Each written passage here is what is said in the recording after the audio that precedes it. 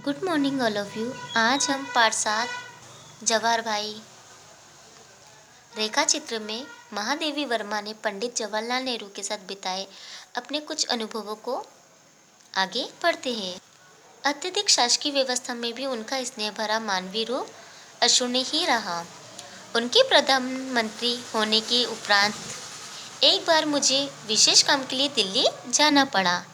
मैंने सोचा कि क्यों ना मैं प्रधानमंत्री से मिल लूं।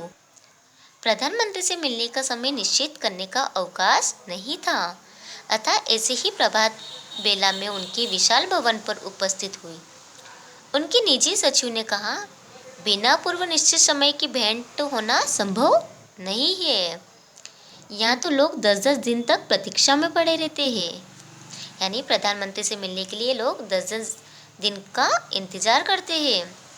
सुनते ही मेरा मन विद्रोह कर उठा और मैंने कहा, वह प्रधानमंत्री की व्यवस्था का प्रमाण हो सकता है, परंतु जो 10-10 दिन पड़े रहते हैं उनके निठल्लेपन का तो वह निश्चित ही प्रमाण है। आप जाकर उन्हें सूचना देने का कष्ट करें कि प्रयाग से महादेवी आई है और उन्हें आज ही जाना है। वह उनसे मिलने की प्रतीक्षा में जीवन के 10 दिन खोने की स्थिति में नहीं है।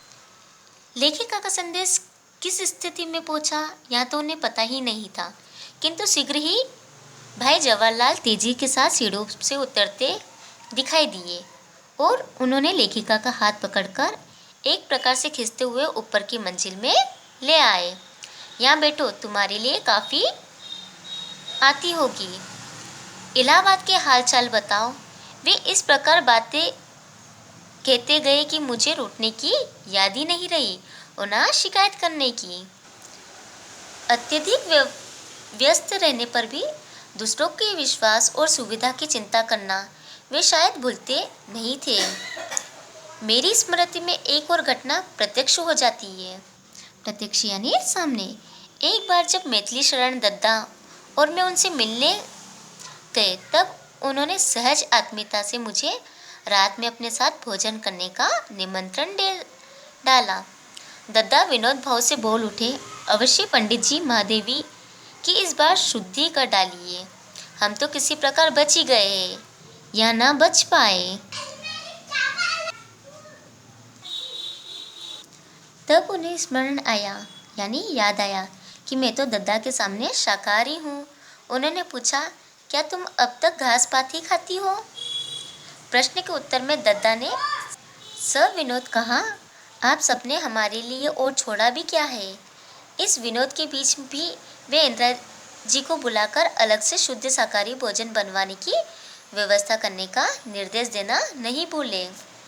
रात में देखा, कांटे छुरी तथा मांस के अनेक खाद्य पदार्थों से सजी लंबी मेज के एक ओर मेरे लिए कढ़ी, चावल, शाक, दही आदि के कटोरिया से भरी चमचमाती थाली रखी हुई है।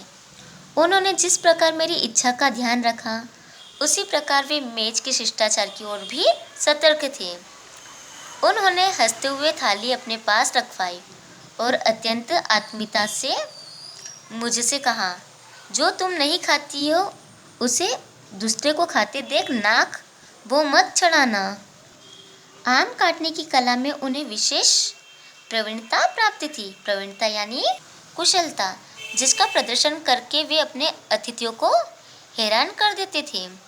चाकू से कलमी आम को एक ओर से चीरकर बड़ी सफाई से उसकी गुठली बाहर निकाल देते थे और आम साबुत सा ही दिखाई देता था। व्यक्तिगत संबंधों की स्वीकृति और निर्वाह में उनके साथ तुलना में ठहरने वाले व्यक्ति भी बहुत कम हैं।